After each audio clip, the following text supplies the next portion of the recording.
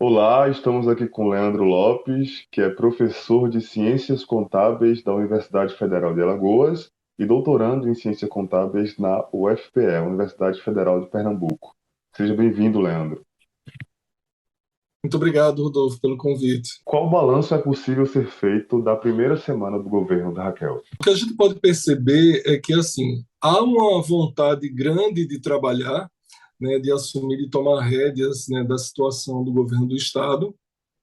A gente vem também de uma gestão de 16 anos, né, de um mesmo partido, então acho que há realmente uma necessidade de mudança, né, e as urnas provaram isso, um desejo muito grande, assim, visivelmente, né, de fazer mudanças, né, inclusive já apresentando essa proposta, né, de reforma administrativa, o que é muito bom, é válido, né, toda gestão quando assume tem o desejo de fazer isso, né? Eu acho que assim, talvez falta só um pouquinho mais de planejamento sobre algumas atividades, né, que foram feitas. O decreto 54.393 de Pernambuco, assinado pela governadora Raquel Lira no dia 2 de janeiro de 2023, exonerou os servidores estaduais que ocupavam cargos comissionados ou exerciam funções gratificadas de direção, assessoramento e supervisão.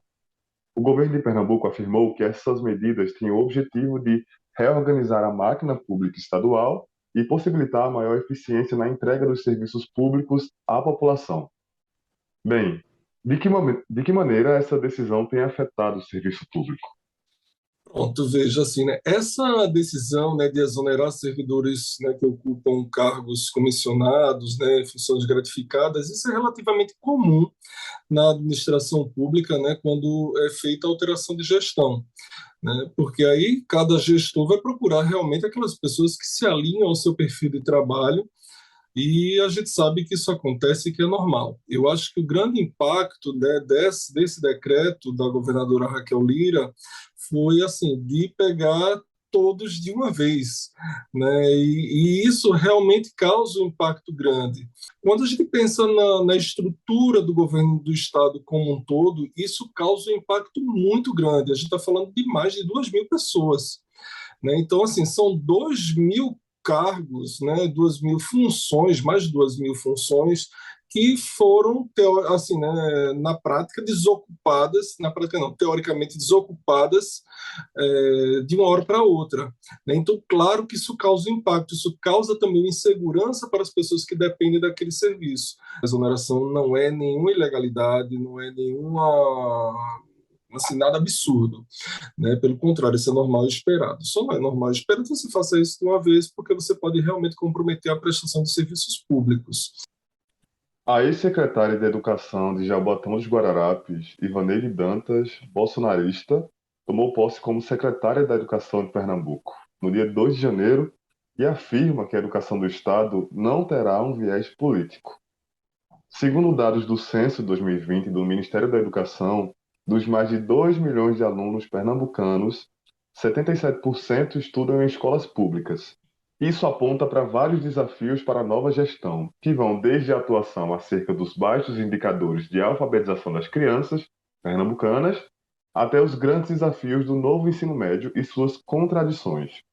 Nesse sentido, o que é que a gente pode esperar para a educação nos próximos 4 anos? Não quero acreditar de que vai acontecer com a educação do Estado o que aconteceu na educação a nível federal, né, que foi um desmonte, né, uma falta de dedicação, de empenho, né, de distribuição de recursos, de atenção mesmo. Né? O discurso, pelo menos na gestão do governo Bolsonaro no início, era de que iria distribuir os recursos para a base, né? E isso na prática não aconteceu nem para a base nem para o ensino superior.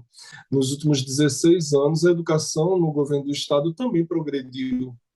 A gente teve muitos programas de sucesso aqui no governo do estado que já não estavam tão bem assim, eu acho que pelo próprio desgaste, né, do partido, né, enfim, das lideranças, mas assim nós tivemos aqui, né, a expansão do ensino integral, nas redes de escola pública, tivemos aquele programa que era super interessante, que era dos alunos terem a oportunidade de fazer intercâmbio, né, em outros países, então, assim, de robótica, enfim, tudo isso, e eram iniciativas excelentes, né, realmente que proporcionavam aos alunos, né, um potencial, né, para a sua vida profissional futura. A gente pode esperar, claro, né, assim, que haja diálogo, né, a gente pode esperar que realmente, assim, né, considerando esses aspectos, né, políticos, né, mesmo da secretária, né, que possa haver, claro, alguma falta de interesse em alguns aspectos da secretaria, mas eu acho que de uma forma como um todo é precipitado ainda a gente dizer que vai repetir o que aconteceu no governo federal.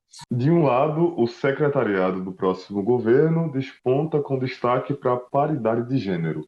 Por outro, a paridade racial não foi prioridade.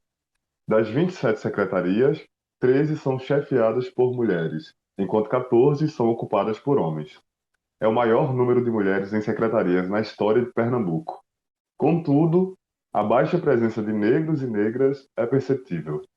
Apenas duas secretárias se autodeclaram negras: Regina Célia Barbosa, que é titular da pasta da Secretaria da Mulher, e Lucinha Mota, que ocupa a Secretaria de Justiça e Direitos Humanos.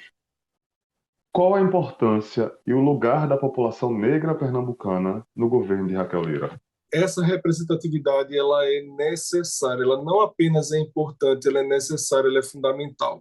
As pessoas precisam se sentir representadas pelo governo, e representadas pelo governo não é apenas através do chefe do executivo, né, que foi eleito, mas também por quem o representa nas demais secretarias, né, enfim, nas demais funções. Né. Ter pessoas que representem a pluralidade, né, da população pernambucana é sem dúvida fundamental. Pensar que colocar essas pessoas num papel de destaque, de representatividade, é importante também para que elas se sintam reconhecidas e valorizadas. Né. Eu tenho plena convicção, né, certeza, né, de que nós temos várias pessoas negras, homens, mulheres, né, que teriam condições, sim, de assumir diversos cargos no governo do Estado, inclusive de secretários. Né. Eu acho que, realmente, assim, na gestão, faltou também ter esse cuidado, né, de pensar isso. É possível projetar como se dará a participação social no governo Raquel Lira? Os conselhos e espaços de participação já têm um poder muito limitado. E junto a isso, historicamente, os governos do PSDB são marcados pelo baixo controle social em relação aos serviços públicos.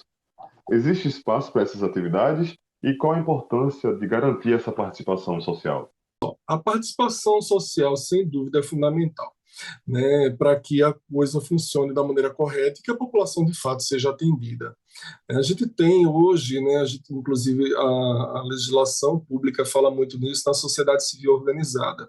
E esses grupos da sociedade são fundamentais para fazer esse acompanhamento.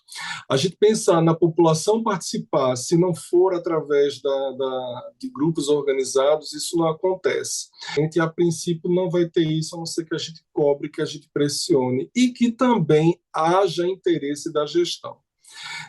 Assim, como a gente viu nessa primeira semana, e assim, claro que é muito precipitado ainda, a gente está falando apenas de uma semana de trabalho, mas assim, é de que há uma tentativa de diálogo, mas assim, há uma tentativa de diálogo com os deputados, há uma tentativa de diálogo com um alto escalão, digamos assim, da estrutura estadual, mas assim, com a sociedade ainda foi pouco discutido. Claro que, como eu estou dizendo assim, ainda é muito precoce para a gente dizer que isso vai ser um reflexo dos próximos 4 anos.